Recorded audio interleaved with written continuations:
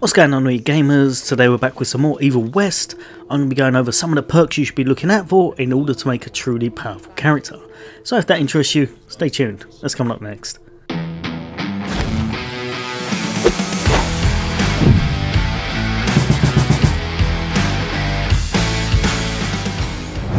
Welcome back, all you guys and girls. As always, all things gaming, all things Xbox. Then why not hit that subscribe and bell icon? But for today, we're going to be jumping into the Evil West and looking at some of the best perks in the game that can make your character very overpowered and a lot of fun to play.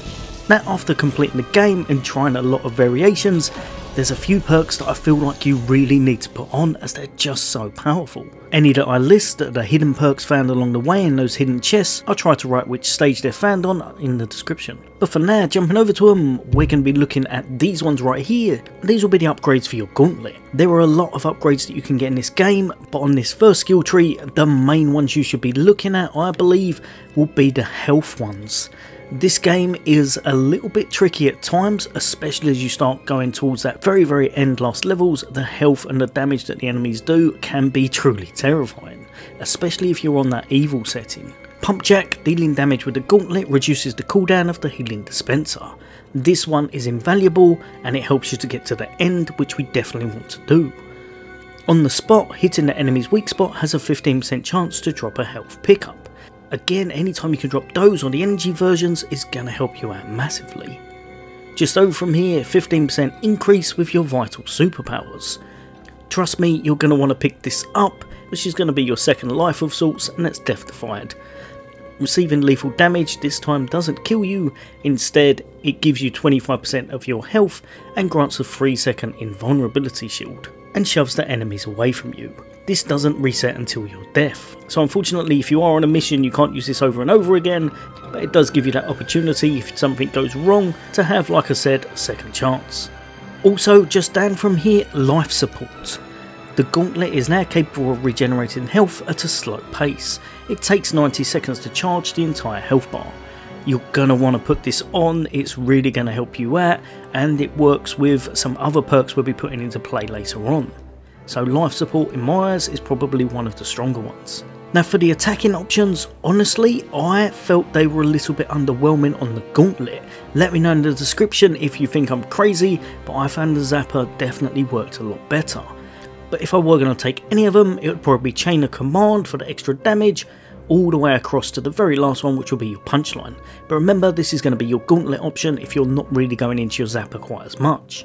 Over to the zapper tree, however, and it is completely different.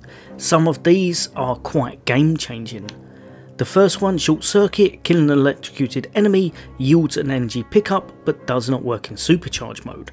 You want to put this on. Getting that energy whenever you can is going to make you able to go into your ultimate, or should I say your overcharge, a lot more, which is where you get the most damage and are able to beat the enemies the easiest.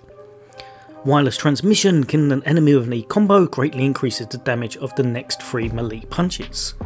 Just over from here, E punchline adds a strong explosion around the end of an E combo, again doing some AoE damage.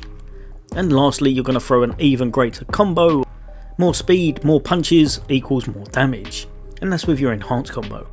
Bopping down to the second tree, and all 3 of these I found to be very reliable. Zapper Slam allows you to do a single target uppercut and then slam them on the ground, but if you make it all the way along, you're now able to pull multiple enemies to you at once. And with this last one, for just the cost of 1 actual energy, which most times you're going to recoup when you've downed the enemies, you can now do Slam the Fam. The Zapper Slam can now affect multiple mid-air enemies and deals increased blast damage proportionate to how many there are. This takes a lot of enemies out, it really does, especially if you're on lower or medium difficulty levels. Going over to the must-haves in this game, and we've got the Supercharge mode. Supercharge mode is your I win button. It does so much damage, it will destroy any of the smaller enemies and do big chunks of damage to the boss targets or mini bosses, so make sure you're using this whenever you want to focus on them. Pressing in both analogues is going to hit that supercharge mode. You've got 7 seconds to absolutely wreak havoc.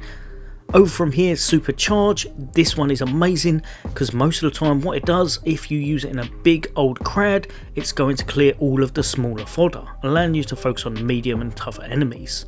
Now here's the tricky part, very frightening. I've used this, it is absolutely amazing, but it costs 4 bars.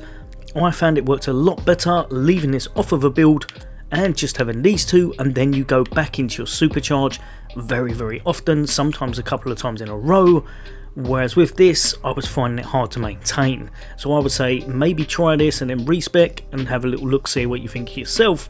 I found it better just to take these two. Jumping down to your bottom tree, although this one's not vital, pick it up does allow for pickups from a wider range, so it can be very helpful. But we need it to go further in the skill tree, and some of these are absolutely integral. Extra juice now means you're going to have 5 rather than 4 for your maximum energy, allowing you to do a lot more with your build, and again, like I said, to get into your ultimate a bit easier. And on a roll, now you're going to get some energy every 5th gauntlet finisher. Last but definitely not least, Blood and Thunder, the zapper slowly drains health in exchange for energy.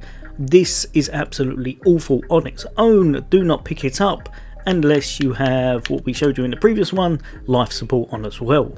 Once it does have life support, it's really helpful. You're going to be getting energy constant, although it is a bit of a trickle effect, it's really going to help you out, and you're going to have your supercharge up very often because of it. Lastly, bopping down to the bottom row, and we've got Adrenaline Junkie. Whenever a health pickup is about to be dropped, an energy pickup is created instead. Like I said, you're now able to make it so you can really spam your skills very often. This probably wouldn't work if it wasn't for a few other perks, but because of the perks we've got going on, it definitely does. Such as this one here, work-life balance. 25% of each health pickup goes to energy and vice versa. Meaning that even though you've got a lot of energy being chucked at you, you've also got a bit of health coming back as well for nice regen. And lastly, cooldown. Collecting a pickup slightly reduces the crippling rod cooldown. This one is not vital in any way, shape or form, but it can be very helpful because that crippling rod is great for that AoE stun whenever you're in those tricky situations.